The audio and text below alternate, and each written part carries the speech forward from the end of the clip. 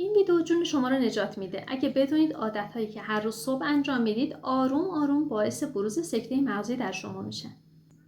سالانه صدها هزار نفر جونشون رو به خاطر همین عادات ساده از دست میدن، اما اگه فقط کمی روی کارهای روزمره دقیق بشین بدون نیاز به دکتر دارو سلامتیتون تضمین میشه.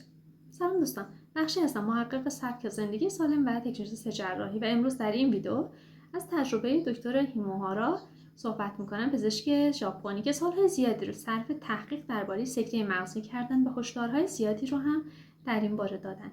اینکه سکته مغزی به طور ناگهانی اتفاق نمیفته، مثل تمام بیماری‌های دیگه بدن ما قبلش یک سری آلارم‌ها و علائمی رو نشون میده و هشدارهایی رو میده و متاسفانه عدم توجه به این علائم و هشدارها باعث بروز سکته مغزی و آسیب‌های جبران ناپذیر در بدن میشه.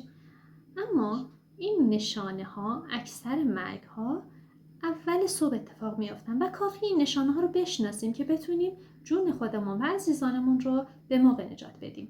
به علاوه اینکه عادات خطرناک صبحگاهی که مخصوصا در سنین بالای 55 سال انجام میشن و خطر سکته مغزی رو تا 3 برابر هم افزایش میدن رو خواهیم گفت. اینکه میگیم افراد بالای 55 سال الزاماً منظور این نیست که سکته مغزی در این افراد بالا هست، چون که در افراد جوانتر هم شاهد بروز این اتفاق ناخوشایند هستیم. بنابراین دعوتتون میکنم تا پایان ویدیو با من همراه باشید، چون این اطلاعات برای تمام سنین، جوان و مسن و پیر، مفید و با ارزش هست. بدون اتلاف وقت بریم سراغ اولین نشونه. یک نشونه خیلی ظریف مخصوصا در افراد سالمند، ناهماهنگی در حرکات بدن هست. مثلا وقتی میخوان دگمه لباس رو ببندن، میدونیم مشکل داریم، یا موقع خوردن غذا یا نوشیدن چای حس فلجی یا بی‌حس شدن هم نیست، ولی ناهماهنگی در حرکات بدن رو خودتون احساس میکنید. یه نکته بگم خدمتتون، اگه این علائم رو بشناسید و زودتر اقدام کنید، منظورمون از زودتر طی 24 تا 48 ساعت اول هست، بالای 80% احتمال بروز سکته مغزی رو کاهش میدید. میپرسید چیکار بکنیم؟ فشار خون رو چک کنید، کنترلش کنید، میزان مایع دریافتی رو تنظیم بکنید، داروهای خاصی اگه دارید اونها رو مصرف بکنید، نمک رو به صورت محدود و محتاطانه استفاده بکنید.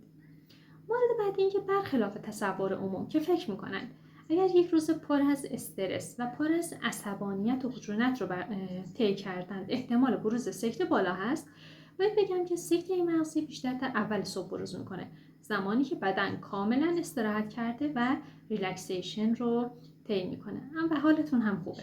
اما چرا؟ چون بدن ما طی شب حدود 6 تا 8 ساعت خوابیدیم و در طی این مدت مایع کافی دریافت نکرده، مقداری آب هم از دست دادیم.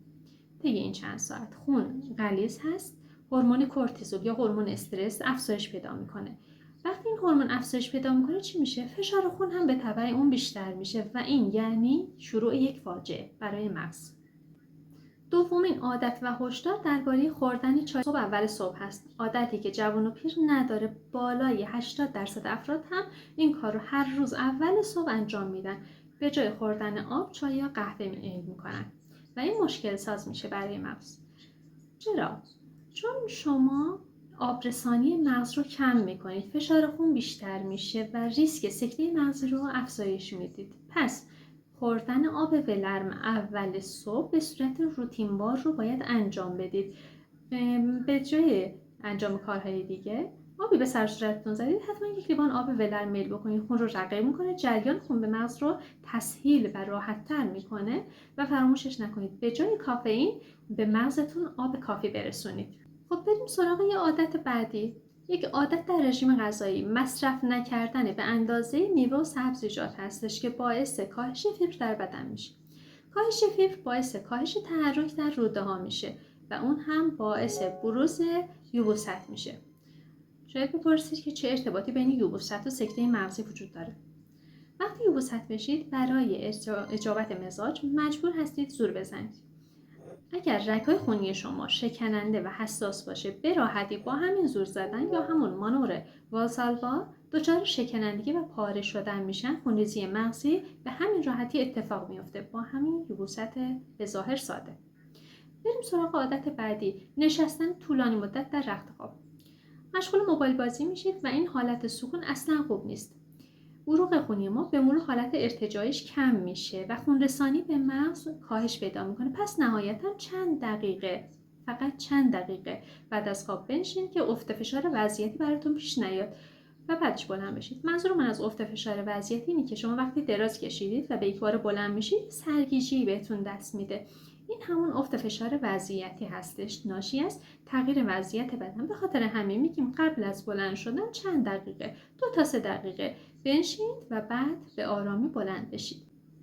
اگر شما ترومبوز رگ‌های عمقی داشته باشید یا اصطلاحاً خون در رگ‌هاتون لخته شده باشه و طولانی مدت بنشینید یا دراز بکشید، به محض بلند شدن این لخته‌ها شروع به حرکت میکنن و به سمت مغز میرن و ایجاد انسداد در عروق خونی مغزی میکنن. در نتیجه بروز سکته مغزی به آسانی صورت میگیره. پس بهترین کار این هستش که بعد از بلند شدن از تخت خواب، عرض کردیم خیلی آهسته چند دقیقه بنشینید، حرکات کششی در مچ پا و شانه ها انجام بدید تا جریان خون راحتی انجام بشه و سپس بلند بشید و به همین راحتی سلامتیتون رو تضمین بکنید. عادت فاجعه بار بعدیمون نخوردن صبحانه هستش که خیلی هم رواج داره، مخصوصا در افراد جوانتر. باید صبحانه رو مصرف بکنید تا قند خونتون پایدار بمونه و افت قند ندید. چرا؟ چون سوخت مغز گلوکوز هست. اگر کم باشه متابولیسم بدن به هم میخوره، دچار اختلال میشه. مغز سریعتر افت انرژی رو نشون میده و باعث سکته مغزی میشه. راهکارش خیلی ساده هست. صبحانه بخورید و حتما در صبحانه هاتون پروتئین مصرف بکنید. بهترین پروتئین برای صبحانه هاتون مصرف گردو و تخم مرغ هستش که میتونید روزانه 1 عدد میل بکنید. و اما عادت بعدی که خیلی هم خطرناک هست، استرس و اضطراب زیاد هست، مخصوصا افرادی که عادت دارن اول صبح قبل از بلند شدن از تخت خواب اول گوشیشون رو چک میکنن، ایمیل، اینستا، هر خبر و چیز دیگه‌ای که ممکن است یه شوکی به شما بده. استرسی که وارد بدن و مغزتون میشه در آن واحد میتونه باعث بروز سکته مغزی بشه.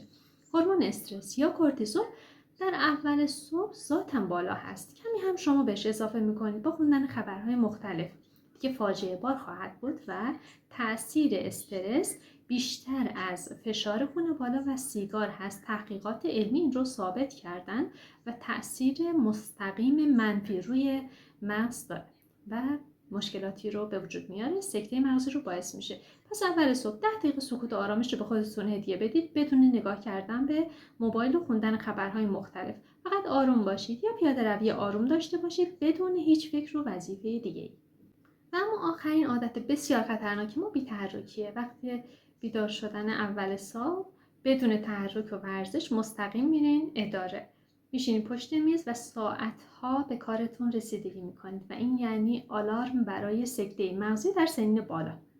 اگه براتون مقدور هست مقداری پیاده روی اول صبح رو انجام بدید تا محل کارتون، یا اگر مقدور نیست پشت میز نشینی هستید هر 15 تا 20 دقیقه یک بار از جاتون بلند بشید و تحرک داشته باشید، حرکت بکنید. اگه هم توی خونه هستید نیازی به ورزش‌های سنگین نیست، عرض خونه رو تا آشپزخونه برید و بیاد چندین بار این کار رو تکرار بکنید و فقط یک تحرک کافی داشته باشید که از نشستن زیاد و بی‌تحرکی و ترومبوز و رگ‌های عمقی و لخته شدن خون و سکته مغزی جلوگیری بکنه. دوستان عزیزم ممنون از اینکه تا پایان ویدیو همراه هم بودید. لطفا مراقب سلامتیتون باشید. برام بنویسید توی کامنت ها که از کدوم شهر یا کشور این ویدیو رو تماشا میکنید و برای جلوگیری از بروز سکته کدوم روش رو امتحان خواهید کرد. ممنونم از حضورتون. لطفا لایک و سابسکرایب رو فراموش نکنید. مواظب سلامتیتون باشید. خدا نگهدار.